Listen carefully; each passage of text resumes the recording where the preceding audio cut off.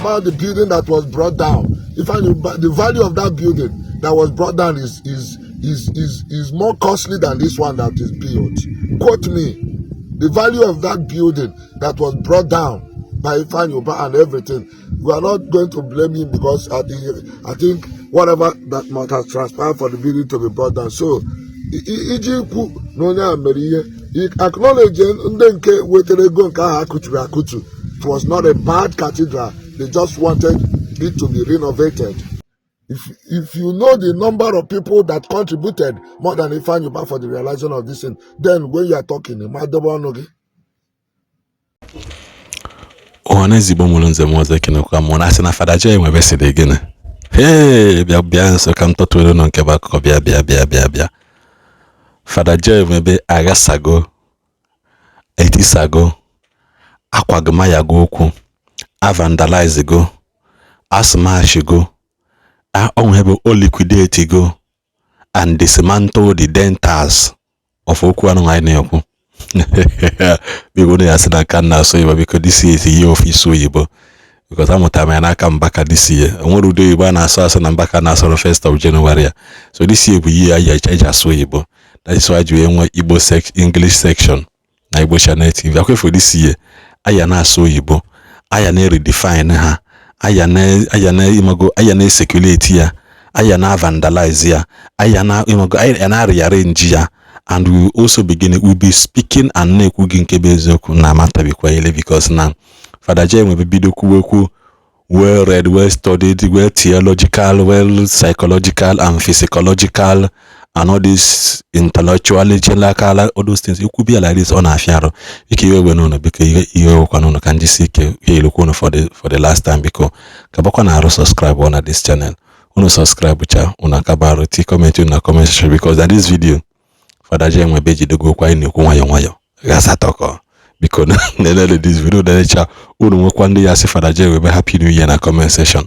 Say the happy new year na comment section. This year the year we go long na through dragon it take start kodekwa numbozo ndebye.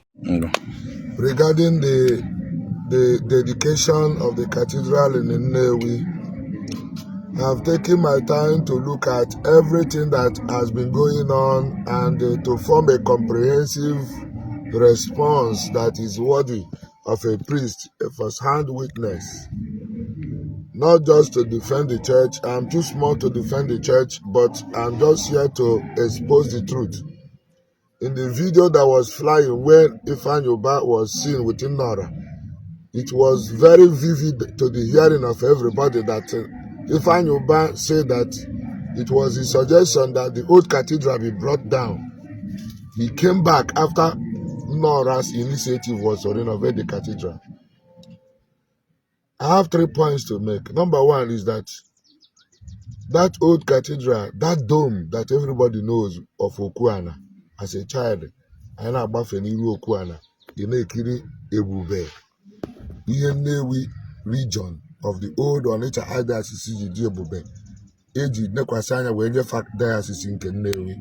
That dome was a glory that I cannot. So bringing it down was not the initial agreement. The diocese invited Ifeanyi Ubah to contribute just like every other person. It was not only him. Akbara can support, and he donated the highest. That means he was not. There was no building cathedral of anywhere. So secondly, it was his initiative that the cathedral be brought down for us here. Thirdly, the cathedral was later brought down, and Orosi was here. So Oburo Ifeanyi Ubah Cathedral. Sorry for those who are hurt by this truth.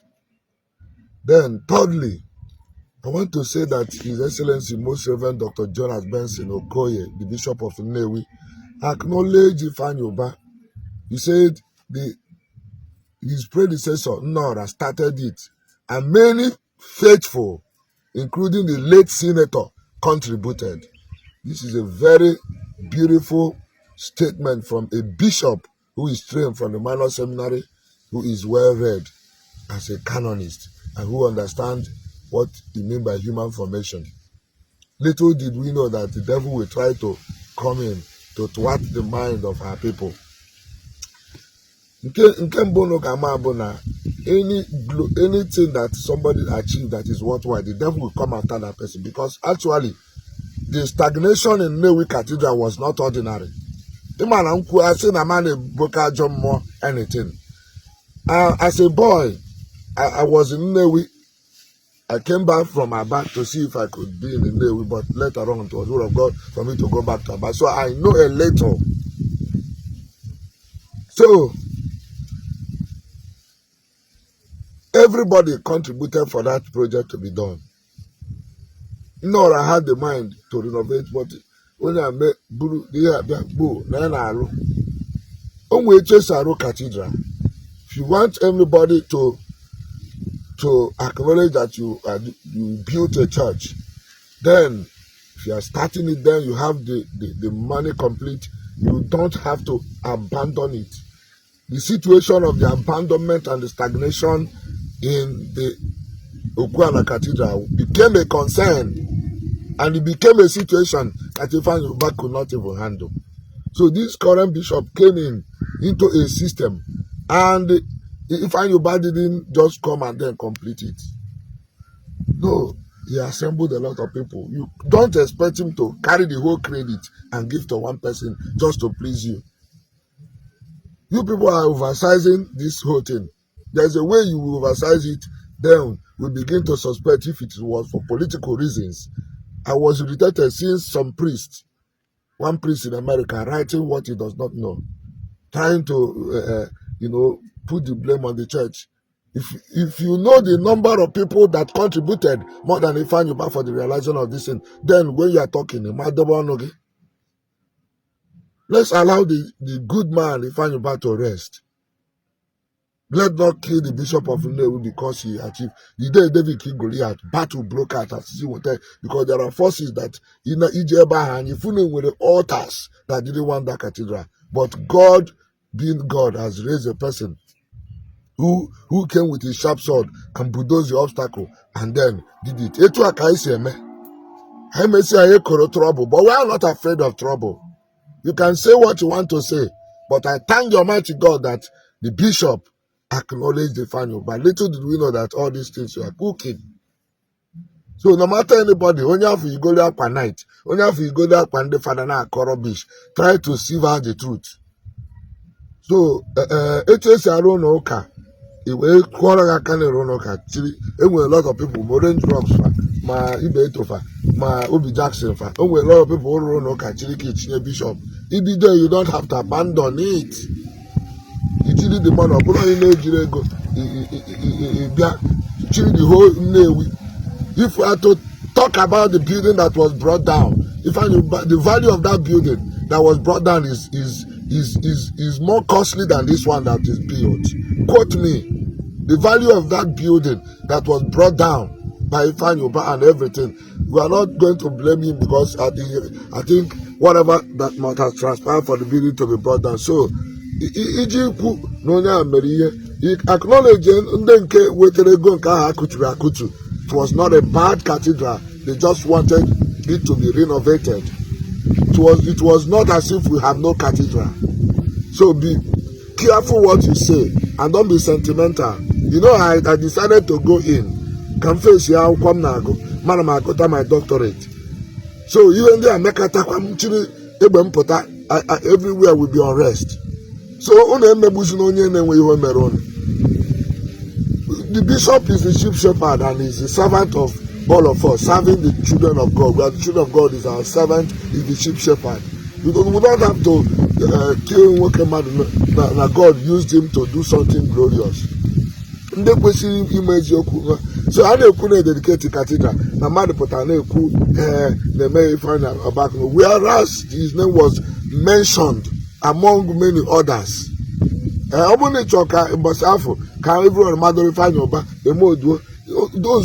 of those who contributed? What of the Wetarana Cathedral?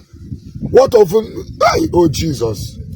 The devil just want to bring sadness where we are supposed to be rejoicing that God did something glorious for us. After that cathedral was knocked down, I was thinking, but God used Bishop Jonas Benson to do something glorious as well. And not as if that one is, the new one is better than the old one. But whatever be the case, let God receive all the glory. Amen. So God have done it for us and we are happy. Onye nke si na akacha, ụka abụrụ ife a na-aka aka. Ụka bụ a lifestyle of those who believe and those who love Jesus. Ọ bụrụ ya na-aka aka mgbe dị nsọ gị ịkacha ọ dịka ife fọs mana fọs ka o mee. So onye anụnwa na-akacha enweghị mgbe o ji bụrụ onye otu. He never belonged. Akwa night oyi is just there. It's just that nwa ha bịara iku anwụrụ, and then the onye bịara na your child dedication, the act up, never loved you. Onye bịara na your wedding ceremony, see, enyeghị onye a nni, onye a zụrụ ya, onye act up, that person never loved you. Am I communicating now? Yes. Yes. Onye bịara ebe ị na-eme wedding, o kwere maka na enyeghị nna gị nni, create we scene. Onye ahụ alọvụrụ gị, onye ahụ mara ihe ọ ga-eji style gafu na enyere nna gị nni. Ha onye amụ nwa a na-ekwu maka ya, hey, ndị ọgọ create we scene. Onye ahụ alọvụrụ. Am I communicating? Yes, sir. So onye na-eme ya ma nke ọ na-eme, na-enwe ndị dị very very ihe apụta na-ebulitezi tensi na-adịrọ mma, ma Chineke nyere anyị aka n'ala Igbo anyị a, so that ka anyị were amamife na-eme ife. Onye nwe anyị nọnyere ụnụ. Nọnyekwara m ọnụ. Ifeanyi Nwebe Joy. Nwebe Joy.